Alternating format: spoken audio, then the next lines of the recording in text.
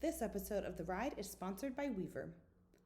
The Weaver Leather Pro Tack collection is made with the highest quality Herman oak leather with an exceptional thickness and weighty feel, making the leather durable and weather resistant to stand up to the elements and demands of hard riding.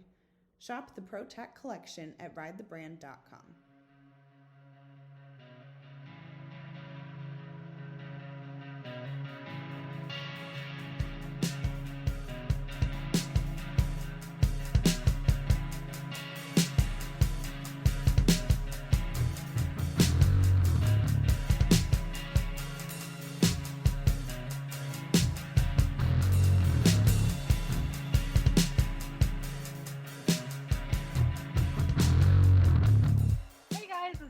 Nichole back with another episode of The Ride. I am here with my co-host Jillian, and today we have Tim Kimura on the podcast. Tim is the man of trail. You have probably seen his name in our magazines, on social media. He does all the largest horse shows, trail patterns, and Tim's actually been a big part of my life. I did clinics with you when I was like, 12 years old, 13 years old, a very long time ago.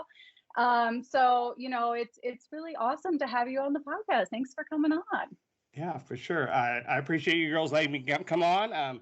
It's pretty exciting to have a reverse role here, right? From the Keeping It Real show. And I was excited you guys asked me, for sure. Awesome. Well, let's kind of jump into it and kind of give our listeners a little backstory of who Tim is and how you became the man of trail. Where did it all begin? Where did your love of horses come from? Yeah, to tell you the truth, my dad, he really started the Saddle Club, which is actually the foundation of everything. It's called the Central Valley Saddle Club, founded in the year 1960, which is quite a long time ago. Actually, that's the same year I was born, okay? And then he had the Saddle Club. They did parades, trail rides, and they put these baby horse shows on, these little schooling shows, we'd call them back in the day. And then in 65, he actually started putting on his first AQHA show. And then from 65, I think we did 49 years, and then he passed away at the 49th year. And then we actually, at the 48th year, he passed away, and we did one more year after he passed away. But, that's a lot of years to do this 2-day horse show with the slate of classes, old school type of quarter horse show, do all the gamut, do the whole lineup, and then do it again, right? And so that was my roots. And then my dad, he really had a passion for this club. I mean, I hate to say it, but he loved it more than his family. I mean, he was so passionate. It was all about the Central Valley Saddle Club, the awards, the arena itself, getting the food for the concession stand, and he was getting the stalls ready, because we had 20 permanents that he built, and then we'd bring in 40 or 80 portable stalls because it was only a 2-day show, right? I mean, but the family had to, like it or not, be involved with that. And then every month we'd have a horse show, like a schooling show, and mostly it was Western, Gymkhana, and sometimes English and stuff like that. And that's how we grew up. And actually, that's where, back in the day, in those years, in the 70s, trail was always the last class of the day. And that's just how it was. And we were the black sheep of the family. And after the horse show's over, it's getting dark. Oh my God, we got to set a trail course, and we got to do trail after you did halter and you did pleasure, or you did equitation or horsemanship back then. And so back in the day, you had to do it every horse show, every month we had to do it. So I basically learned how to do basic patterns, from the book and all that kind of stuff. And back in the day, it was really, we called it station to station trail. You'd do one obstacle, go to another station, cookie cutter type trail courses, I call them. They're just like a little box. Okay, 6 obstacles was a thing, and the gate was the first, and you had to have the bridge, the back, the walkover. So it wasn't very hard to build it. It's just the manpower to do it in the last part of the day, and you're tired. Anyways, so that was assigned that job all the time. Okay, and then eventually, because I hate to say I was back a little lazy when I was a youngster, right? I started learning to make it faster, right? How can I beat the system and make this thing faster, so at the end of the day, we don't have to stay there for 3 hours at the end of the day, and we can get done in 2. So, I don't know if it's creativeness or just laziness, but I learned how to get one person from A to B a lot faster. I learned to incorporate 2 or 3 obstacles together so you wouldn't have to go very far, And then I was the guy that had reset it too. So it's like, I learned how to do that anyways to make it faster. Anyways, so that was like the basics of my trail course designing. But when I was young, I had a pony. I showed Gymkhana. I had a Mustang that run barrels and poles with all the time. My first trail horse was named Destination Moon, and Bones was her nickname, and I borrowed from Richard Trake. And then from there, I showed Bones for a long time, and then I got another horse called Mr. Hugs, and who I showed a lot, and I was very competitive with him. So Mr. Hugs, what a funny name. Now that I know, now I'm older, I say, what kind of name was that, Mr. Hugs? I said Bones and Hugs. But then when I was like 12, 13, I actually started riding stock horses, as we called them back then. And I got the opportunity when I was 13 years old to ride with Bobby Ingersoll. And I thought that was probably something in my career people don't know about. Showed cow horses for a long time, from 13 to about 22. I had some really nice stock horses, cow horses, NRCHA horses. I had Redwood Breeze, I had Plain Old Smoke, I had She's a Smoke, I had my fraternity horse 49er Vandy, and then I got to show Oak Be Great was my 5 of my really good horses, and I was pretty good. I mean, that's probably where some of my nicknames like Kamikaze Cowboy, Tokyo Tex. Actually, Tokyo Tex was one of my first nicknames I got from these guys, right? Tokyo, hey, Tokyo. They'd always call me Tokyo Tex, right? Old Cowboys, Greg Ward, Bankatrone, Les Vogt, all those guys, hey, Tokyo. That's how I got that nickname. Anyways, and then when I was kind of like suicidal going down the fence, then it became Kamikaze Cowboy, right?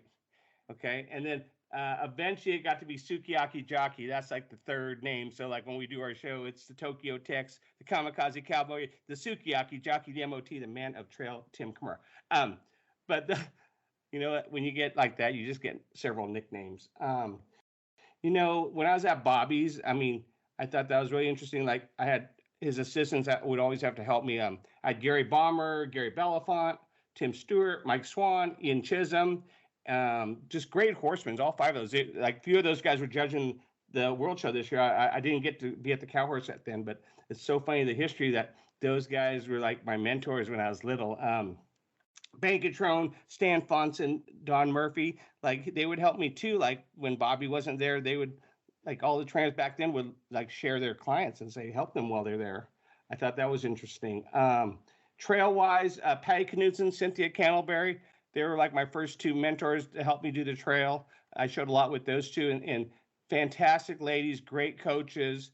They actually upped my game in the trail, meaning they showed me things that we shouldn't be able to do so hard that was the West Coast girls back in the day. Maggie McHugh was another one that helped me a lot. Linda Baker helped me a little bit. Just household names back in the day. Those were fantastic ladies, really good friends. Really appreciated what I learned from them or what you could teach trail horses for that West Coast trail back in those early days, the 70s and the 80s. Then the next piece I would have to talk about is my friend Gary Van Heusen, who's from Sanger, California. And he was a cowboy, kind of a roper, good, colt breaker, any type of horse he would break. I got a ride for him, and he would keep my horse there for free. And I got to ride Passos. I rode mules for him. I rode Morgan horses, and just a variety of horses besides just quarter horses. And just another way of, the horseman in me, you got to be a bear horseman, learning from the different animals. The mules teach you a lot in a different way. The Morgans, the Passos taught you something. It was interesting. We had all sorts of kind of horses. My other trail horse was Mr. Navajo. He was an Appaloosa horse that my friend from college let me ride. And he was another one that was Iggy. His name was Iggy. And another one of my horses that taught me a lot. He was an odd little duck, but, good little trooper for a West Coast trail horse. My other part of the career, I think it was at 25 is when I started judging, When I first came out, I got my ASHA card, and my first big show was at Junior Cow Palace in San Francisco. And back in the day, that was the gig. That was the ultimate, not the ultimate, but it was for a young judge. Alan Ross hires me. He says, I'm going to make you a star. Might not make you rich, but I'm going to make you a star, okay? But he needed me because I could trail course design and judge. Okay, that was the 2-for-1 pocket that, he paid me a little bit more, but but still, it was an asset to be that guy. And then when I had my cow horse card, which I did too, when I got to judge the senior cow palace in the fall, the same thing. I could draw courses, I can judge. You know, when you could do more than one job, you were in good shape in the industry back then. Um, in I'll just tell you about my cow horse stuff. You know, in 93, 94, I worked for the NRCHA. I was their, I guess, executive secretary, and I got to put on the last fraternity, not, I think the last fraternity, the 25th anniversary fraternity in Fresno. I got to run that, and that was something that no one knows about, but I was just behind the scenes, but I was the manager of that thing, and it taught me a lot. You know, look at this. At 94, I do that. 95, I get a call from Larry Myerscough at Del Mar, and he asked me, "Do you want to work at the World Show?" So that was my ticket to get to AQHA. In 95, I'm allowed to go and do the first World Show. You know, and in 96, I did the first Youth World Show. That whole story is amazing. And I have to go back to the cow horse a little bit because I recently left the all around to do the cow horse. Yep. And the fact that you got to ride with literally the one of the some of the most legendary cow horse guys, Right. you know, who founded what the NRCHA is today, that's huge. And I bet you took away so much from them that you probably apply in, you know, just trail design and, you know, the all around world too. You know, I was very fortunate to live at Bobby's during the summers and stuff like that, like during my college years, and him and Sue and Scott and it was like family. They were like family. Okay, it's amazing, you know, like the era I was in as a youngster and the legends that just came across my purview, for sure. Oh my gosh, literally, like I would die to just be a fly on the wall and just observe Right. how they rode and did what they did in their prime, and you know, they created what the NRCHA is today, and that's, I mean, just how Yeah. cool to be able to grow up like that. I know, kind of weird stuff, right? You know. Yeah, I had no idea that your history was so all over the place, you know, not just trail. That's so interesting that, you know, you have been so involved in other parts of the industry. So, through all of those experiences, did you have a horse that stood out to you the most, or that was the most memorable to you, that you learned the most from? It's definitely my sister's horse, and I was plain old smoke. Okay, back in the day when I got him from Don Dodge, and even Don Dodge, you know, history. You know, I got to see Don Dodge when he's really old, and he was in Arizona, and he was getting on his stepping stand to get on his horse, and he was riding like, I don't know if he was 80 or 90 years old. You could tell he's pretty old, but he still remembered me. Oh yeah, I sold you that Gunsmoke horse, that one at Bobby's and stuff like that. But he was a fast turning horse, and he was probably my fastest turning horse I ever had. I mean, we were turning pretty fast back in the day. You know, we did 2.5 and 1/2. We didn't have to do 4, but he was a good pony, and he had lots of heart. And yeah, that was probably the one that I always enjoyed because I always trusted him and stuff like that. I did some wrong a few times. I made some bad choices on a few classes, but what a great horse he was. I mean, I'm curious, because you do have so much experience with the cow horse, what made you kind of focus on the trail, and how did that become your niche? I think it's like during that time where I was with Gary, you know, and stuff like that. We did a lot of NorCal horse shows, a lot of Pacific Coast horse shows, back on the West Coast, where it's kind of raining trail. I mean, I could show my rainer and still design the courses where the cow horse shows weren't intermixed in that. So you kind of had to choose. You know, even back then, it's expensive to show your cow horse. You know, like if I had to go up to Bobby's or go wherever you want to go, just to have enough cattle. If you're not inside the loop, it's hard to practice. And it's one of those classes. It's just like raining. If you don't practice that thing, you're no good. I mean, you can't just hop on and get up and go. It's not one of those type of classes anymore. It's tight. So.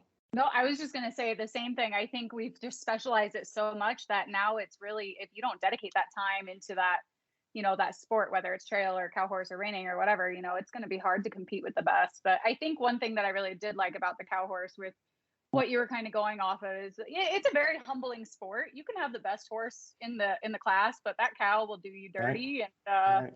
you know, that's one thing that really attracted me to it. But as you transitioned out of the cow horse and into the trail world, I know you said that you did a couple of shows where you were judging and then also creating trail patterns.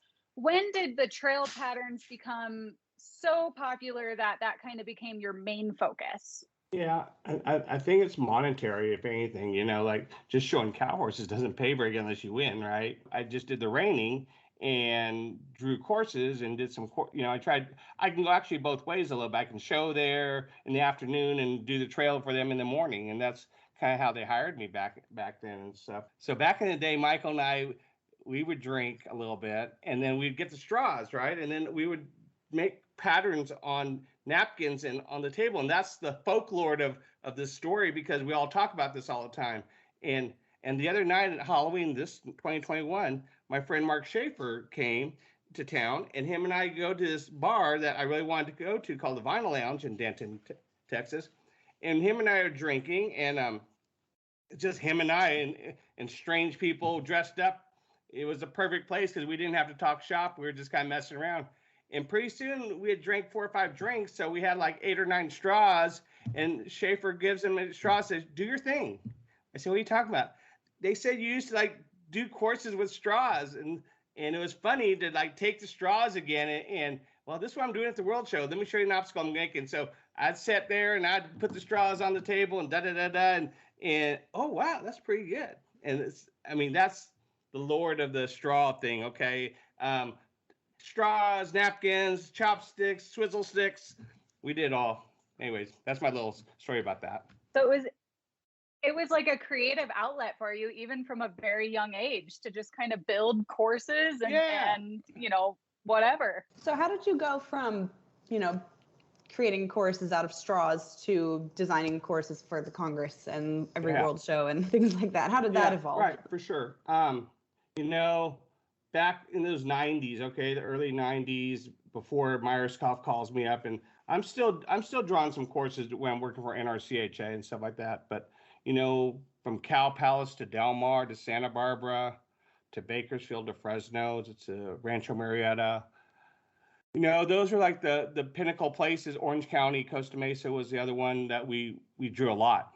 I mean, they had horse shows every month, and so Larry Gimple, Pam Gimple, those were two at Costa Mesa that hired me a lot. Got good at it, and I went home and I'd practice with Gary's kids and experiment over there. I'd have to do that monthly show at home and I would experiment there.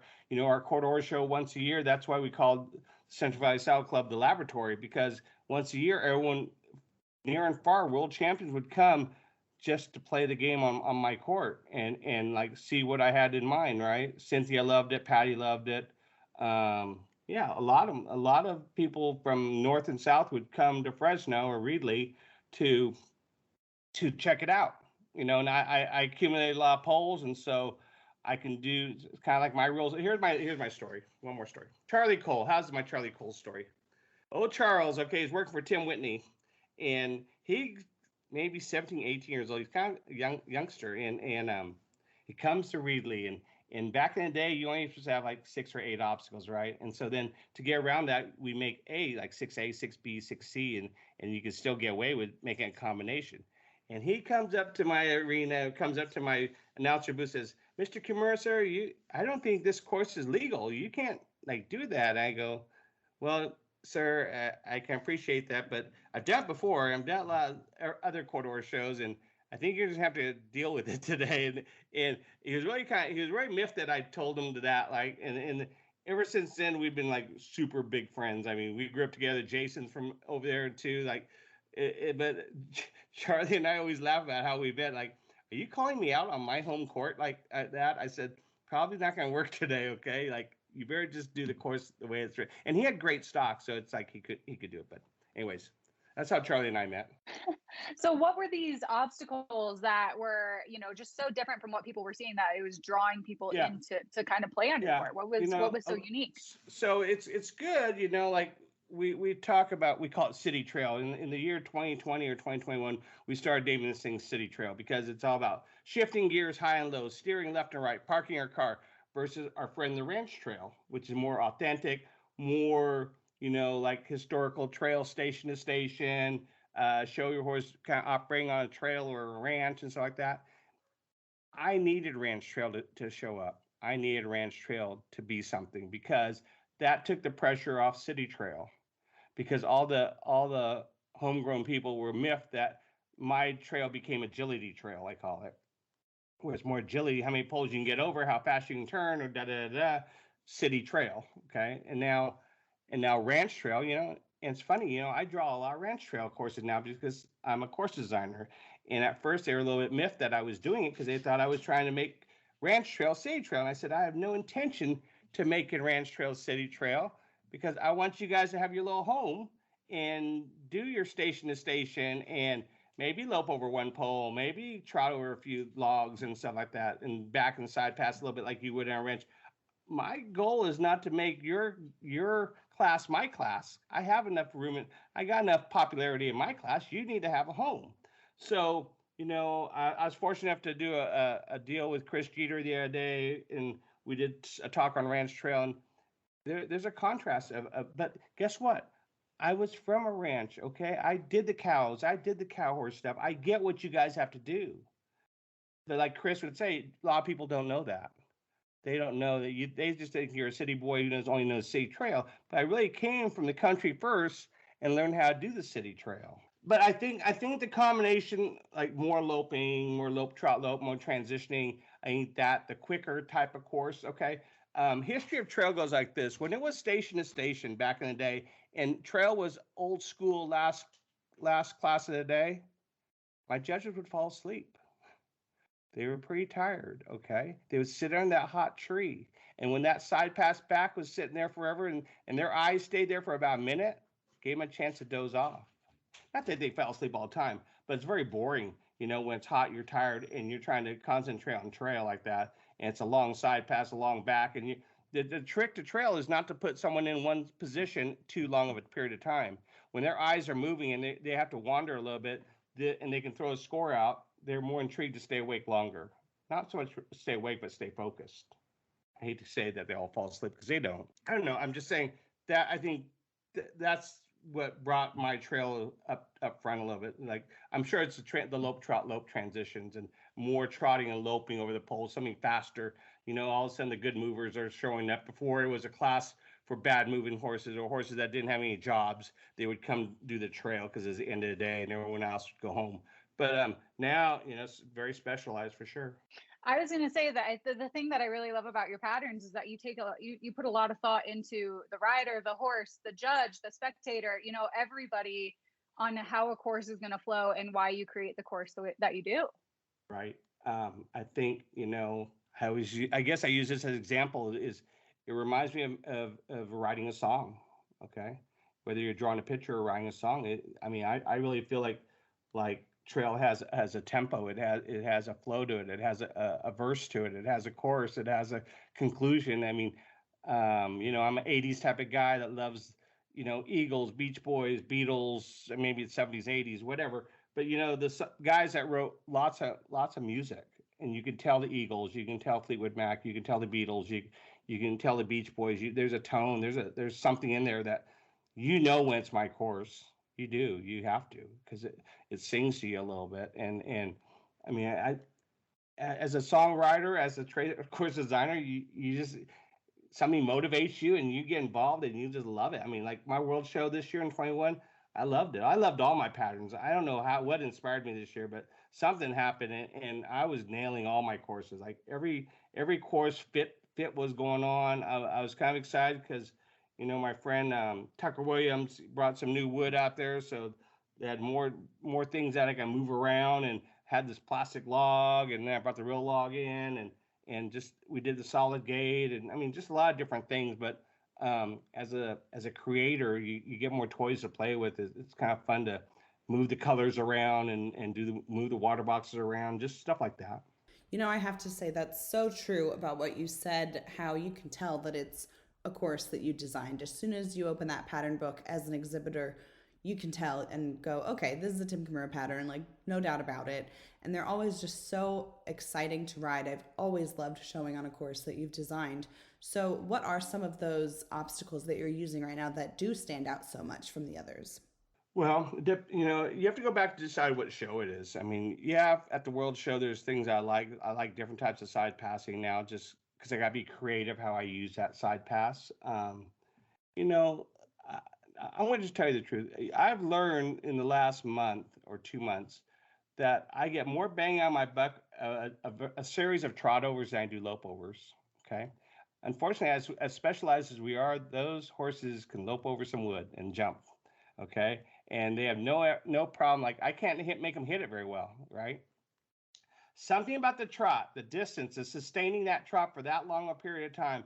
If I put a series of 5 or 6 trot, more than 3 or 4, I've got 50-50 chance I get a hit out of it.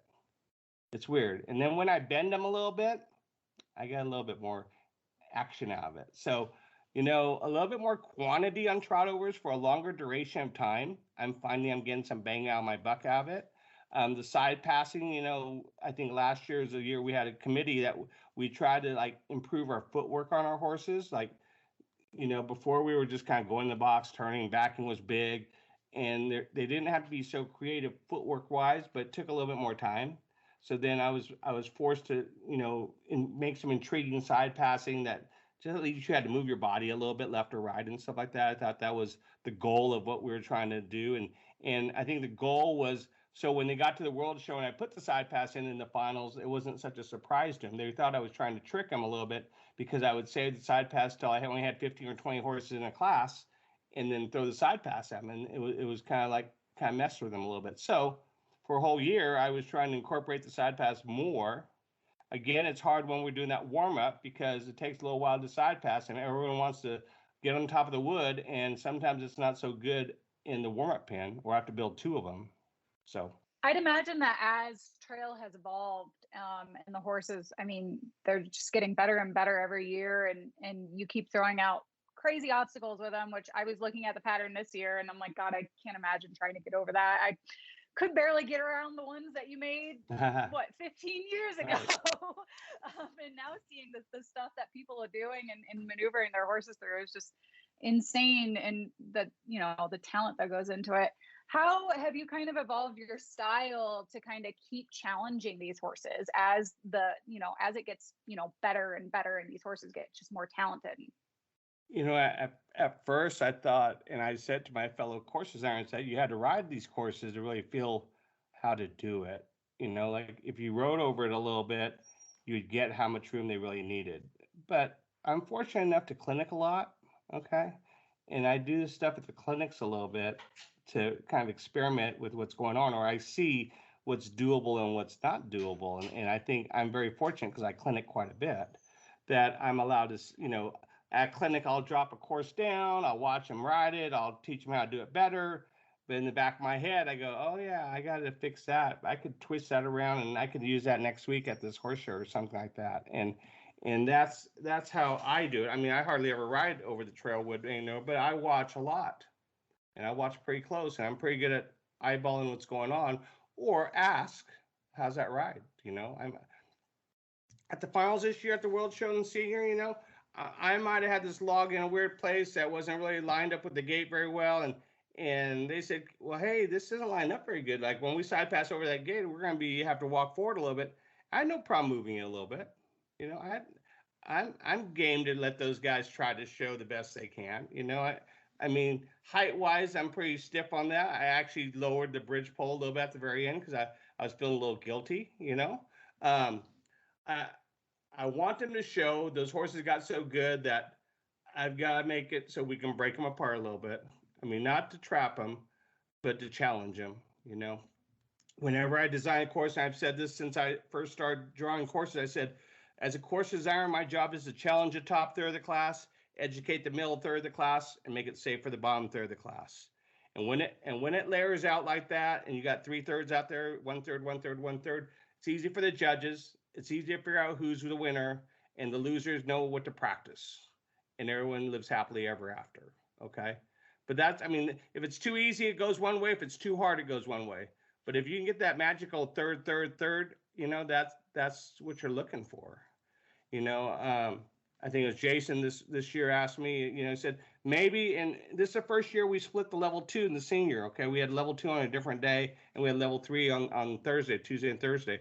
And maybe I have to make that level 3 course harder than prelims, Maybe, 240, which is a huge number, was making the finals, okay? In this shootout, you had to have 239.5 to make it in the top 5 of the shootout. So you got to get 240, which is +1 on 12 obstacles or +1 on 10 of the 12 obstacles, which is quite challenging, or +1.5, whatever. You had to have a pretty darn good, fortunate run, right?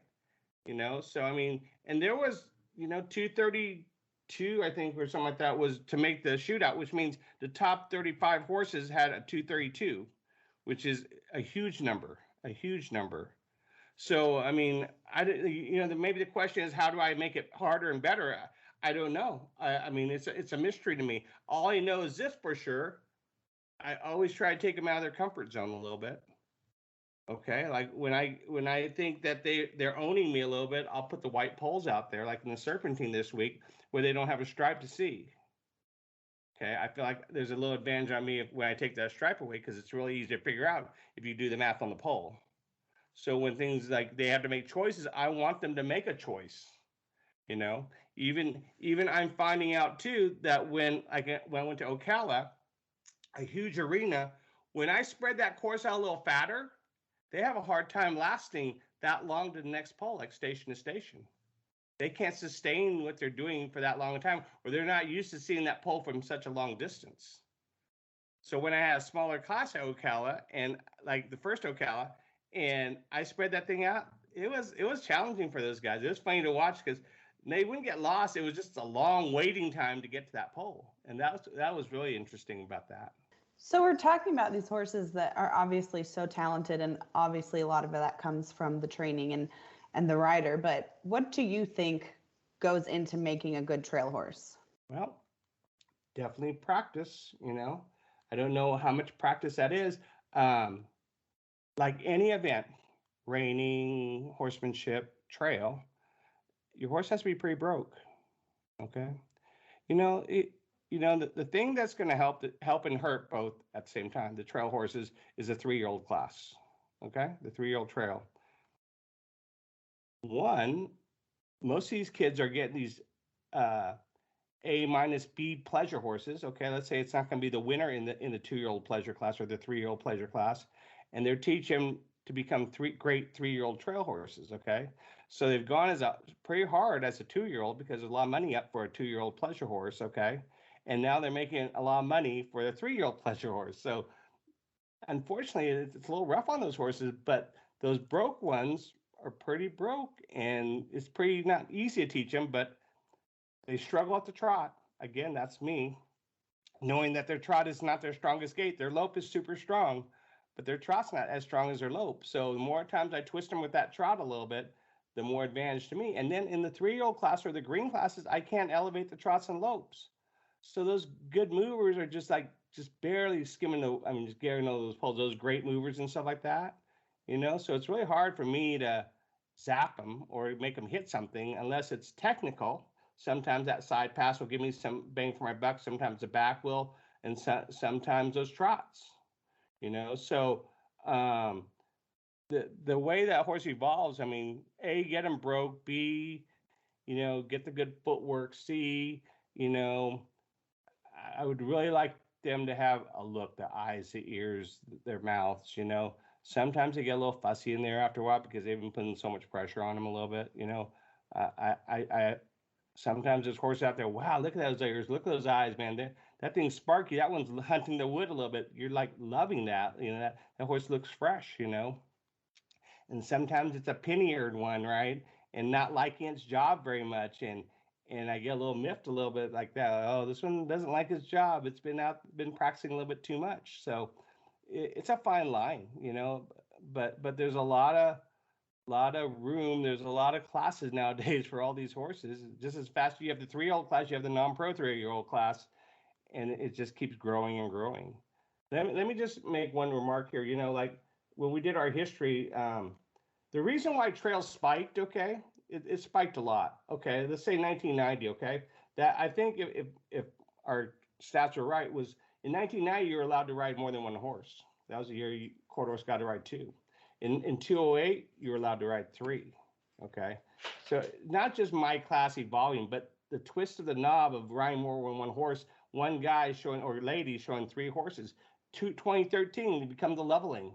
Now you get 2s and 3s. You ride 3 to 6. the classes evolved, but the opportunity for riding more horses have evolved, which makes the explosion on my class, or I call it my class, but this event. Okay, so because of those years, you'll find a big increase in number of horses. NSBA, I'll add them too, because as they grow, as their horse show grows, more opportunity, more places to go, more slots, more classes.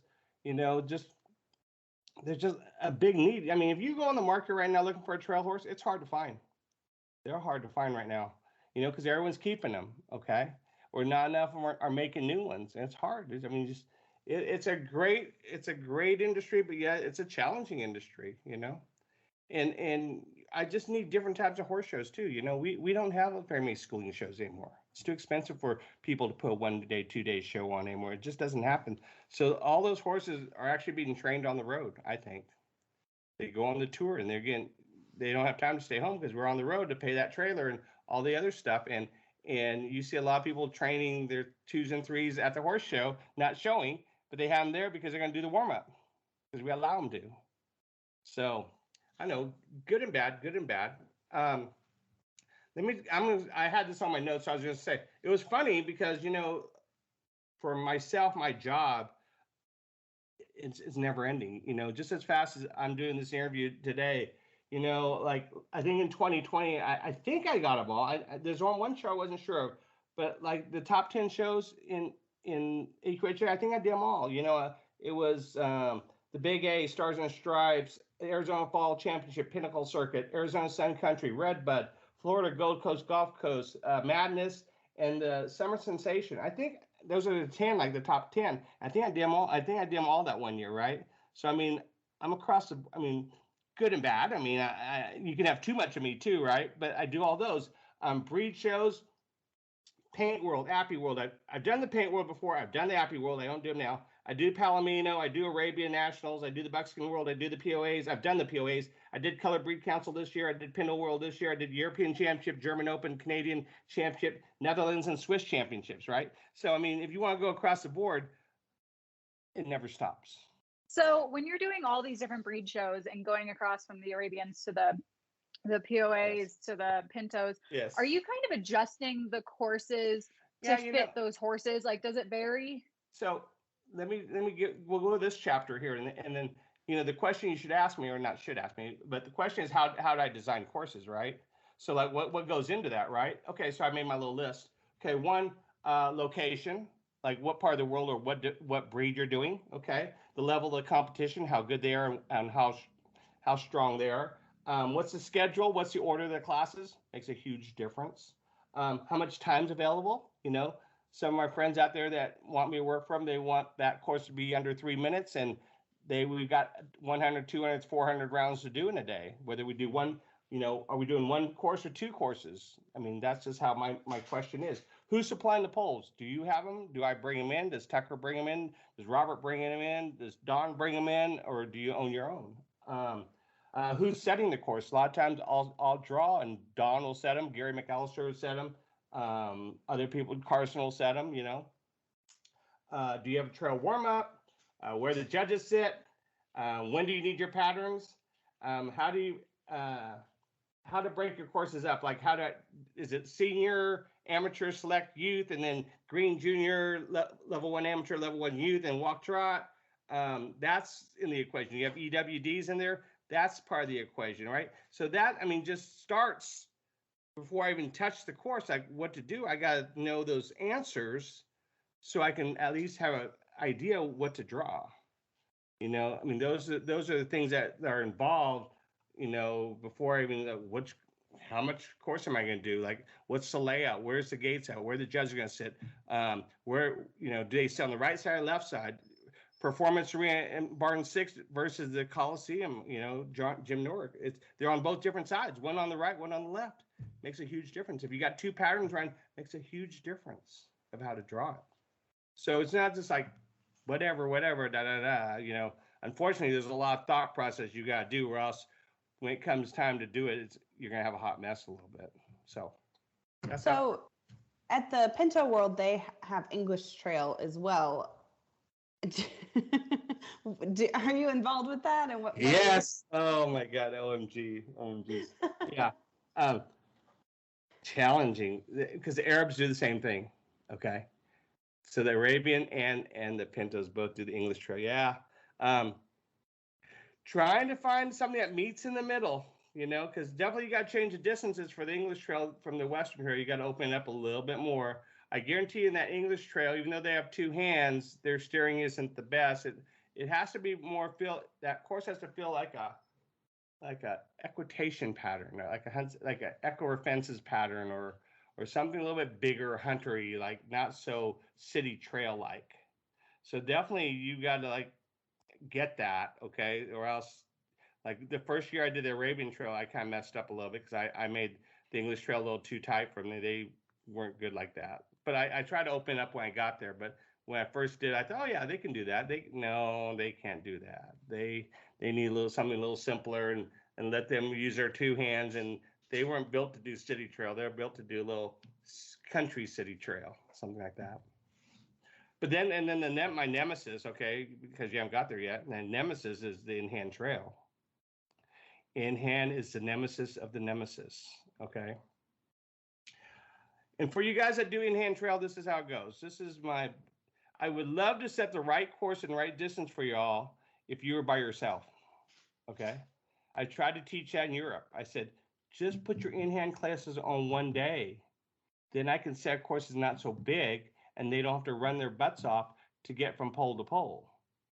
But when you put a big course, a riding course, along with the in-hand trail course, I'm going to make that lady run because there's 30 feet between some of those poles, and she's going to be pretty winded, or she's going to need a little oxygen bar or something before she gets that last obstacle because she's going to run out of gas because that's how they roll. But they want to do their class, and I get that. I don't mind teaching. I don't mind doing it. I just would like to give them something that's not such a track meet, such a marathon. But I guarantee if you put it inside those other classes, I'm gonna make you run a little bit. So you're saying that if you're gonna do those, prepare for a marathon. You need to be a little bit physically in shape, okay? Okay, like you ought to be able to trot around for a long duration, just like if you're practicing showmanship. Those girls run a little bit.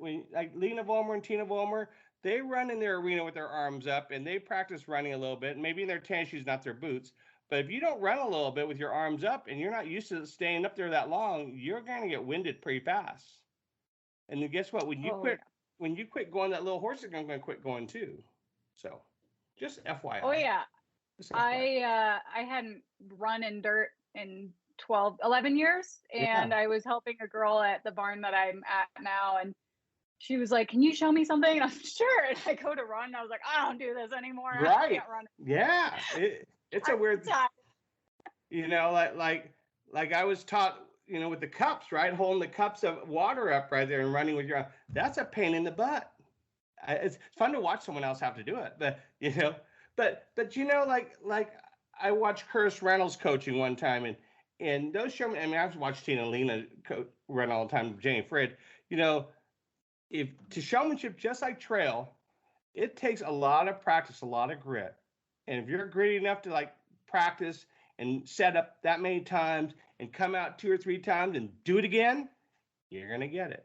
But if you just think you're just going to do it like for a half hour and 15 minutes and that's enough, never going to get there. You're barely going to get there.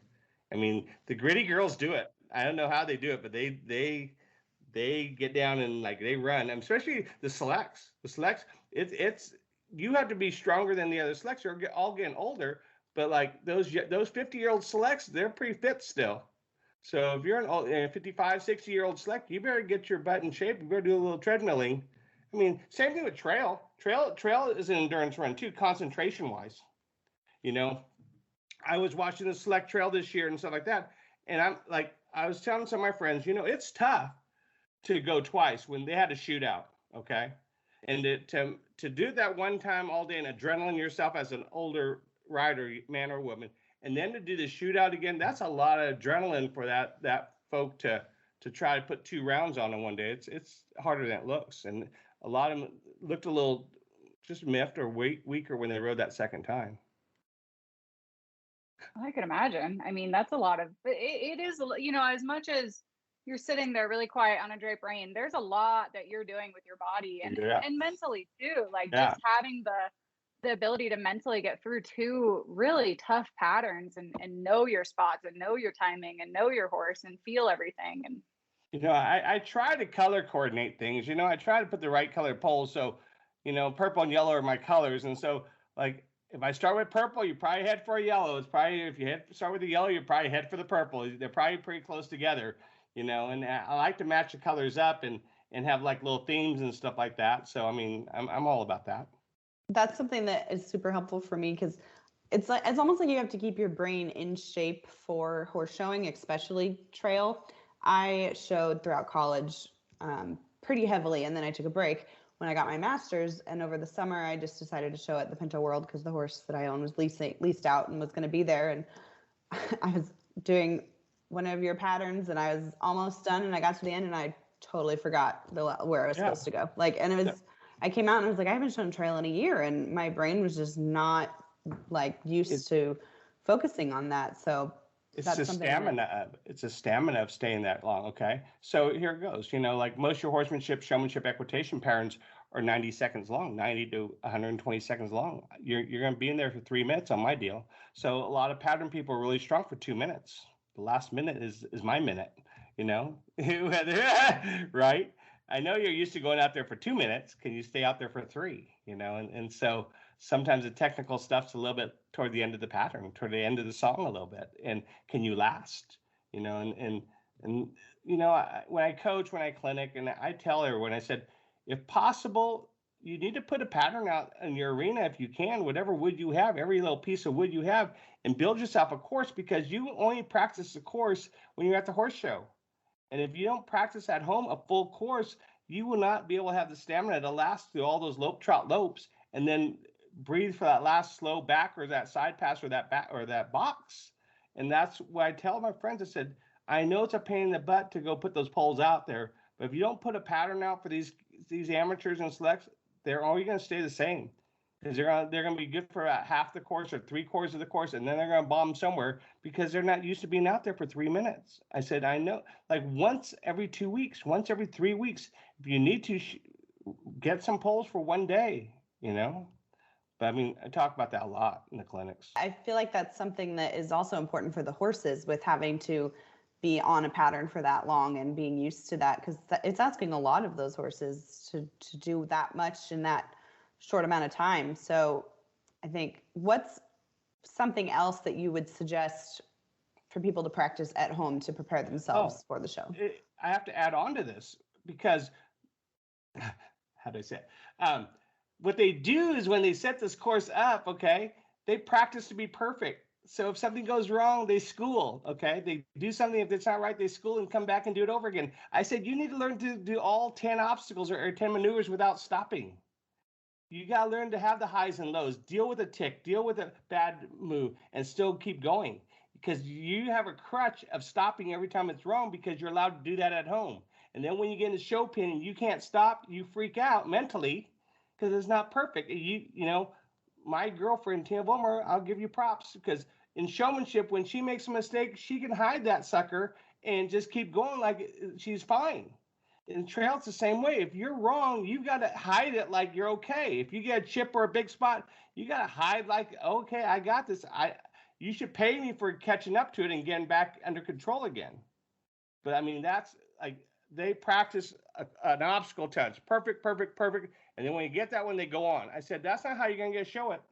You better learn about getting off that line from a stop to a walk or trot or lope to that first obstacle. That's like in the world shows, I think a few of my courses, you had to lope off first, and I know I owned them. I owned everyone because they don't practice that move. They always start with a cheap trot or a cheap walk at the gate. It's a pain in the butt to lope off from it. And then I put them in a little cage where you have to start from where I want you to start, not where you want to start from, because they don't practice that. And I want to inspire them to practice loping off, right? So, I mean, that's something, transitions is the money. High to low, shifting gears, trot to lope, lope to trot, walk to lope. I call that the ABCs of the obstacle. If you don't have a good transition, you're going to get in predicament sooner or later when you get to that pole or that spoke or something. How you get off the line, how you approach that first pole, that's what people don't practice. They just, oh yeah, we're doing trot, circle back. Okay, we're going to run from a bigger distance. And then when it's wrong, especially loping, change the distance to the pole. They just do the same spot every time. They think they're going to fix that. I go, why don't you just change some distance, go bigger or smaller? And I bet you the distance of the pole works. And people don't get that part of it. But, I use that for my horsemanship, my showmanship, right? Same type of game, okay? How your presentation from that cone and showmanship, Jenny Frid, because I love Jenny Frid to death, how your presentation's off that cone dictates how your pattern's starting. That's the first thing I see. How you start off the line to that first pole is what I see first. And if you're struggling just getting out from the stop to a walk, or if you can't get from stop to lope, I own you, okay? Because you can't get out. You're just stuck there. You're going to your feet and you can't get out. So, transition, even lope to trot, trot to lope, do you own that gear? Do you own that shift, or do you not own it? If you don't own it, something's going to happen. Like they have a little trouble lope to trot because you're going from a 3-beat gait to a 2-beat gait. They don't change their body composure. So the horse thinks lope. They will never, you're hoping pray. You're saying trot. Oh my God, you're not trotting. Oh my God, better pull. Oh my God, it's coming, right? But if you would make your body go into a 2-beat mode, that horse would follow you down. But they're more panicking about distance and poles coming up instead of changing their shifting ability in that transition. That's the money part of showing is when you own those transitions, it'll be easy to get to the pole. So let's fast forward to 2020. Okay. Well, I suppose we've been jumping back and forth. Yeah. Go ahead. During the heart of quarantine, I believe is when you guys started keeping it real. Yeah. Right? Yep, for sure. Yeah. So this is an online show that you and Brad Jewett are doing on Facebook, correct? Yep. Facebook Live. Do you want to talk a little bit how that kind of came to be? Well, we came back from Scottsdale. Okay, we came back from Arizona Sun Circuit, and that's when COVID hit us. I had 4 trips planned to go into Europe. They all got canceled, right? I had 4 plane tickets hanging around. We had these videos, Jewett Equine videos, right? And so we had all these videos, and we were going to just how to promote them. So night 1 of Keeping It Real, we call it Chalk Talk. And we just got on. We did this Facebook Live. We had Kona, our producer, who was living with Brad at the time, and we just kind of went for it, okay? And then after the night 1, Brad said, well, we want to interview someone. And I think Kristen McCann and her husband were our first guests. And then from there on, instead of doing shows about us, we kept doing shows about people. And then we'd have Type the Topic Thursday, and one day of the week, we would just kind of chit-chat about trail, horsemanship, whatever we felt like. And then it just blew up. But it's fun. Talking to people, learning their history, just like my history, just things you get to know about people you don't know. What'd you do in school? Where did you come from? Did you ever do a job? I was a farmer, peaches, plums, nectarines, grapes. I had a trucking that I used to load trucks. I did real estate for a year and stuff like that. Stuff you would never believe that I did, right? I have to say, I still remember 2003, Tampa, Florida. I did a clinic with you, and I still think about buckets and putting your horse's foot in the buckets. We talk about that a lot. We draw a line in the middle of the gap, and first it was a ladder line. I draw lines that said, just put your foot on, aim, where you look is where you land. Aim for those lines, and that's where your horse would put his feet. Okay, so then we called it the bucket theory, where I actually wanted to put your horse's feet in the buckets, and I built this one time with Laker Monkey, and we did a picture of someone trying to walk their horse through the buckets, and if you have a visual of that bucket in that gap, and you're trying to aim for that gap, you'll go there. Where you look is where you land. You think you just look up and go straight, and you're gonna hope and pray your horse puts its foot in the gap. That's one way, but I'm a guy who wants a little control, look there, he's going to put his foot there, one gap at a time. Where you look is where you look. Look in front of the pole, don't look at the pole, Those are my tips like that. I love it. Well, thank you so much for being on. Keeping It Real is coming back, like you said. Yes, for sure. And you guys have the old episodes on Facebook, so if anybody hasn't had a chance to check it out, go check it out. I know we're making an app. Oh, cool. Yeah, we're making this app so you can go back and look at the old ones too, for sure. And then we have Jewett Equine that's going to be on the app too, that you can look at the videos, and there'll be a subscription thing, and you it's the Keeping It Real show, Instagram, Facebook, all that kind of stuff. Yeah. yeah, so people can find Keeping It Real on social media or the app hopefully soon. It sounds like you have more stories, so maybe we'll fit in a part 2 sometime. Okay, there you go. There you go. We'll try to part. So maybe to be continued. Okay, I would like that. I would like to talk with you girls again. It'd be fun. Awesome. Well, thank you. You're very welcome.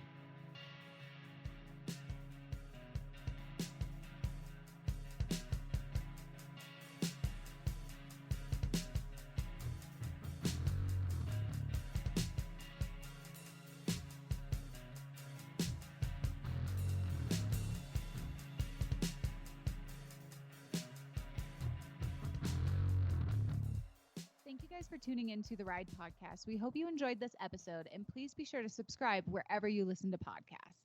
Follow Horse and Rider Magazine on social media and find us at horseandrider.com. If you guys have any questions or comments, please be sure to hit us up at horseandrider@equinenetwork.com. We want to hear from you guys. And if you like what you're listening to, be sure to leave us a review on iTunes.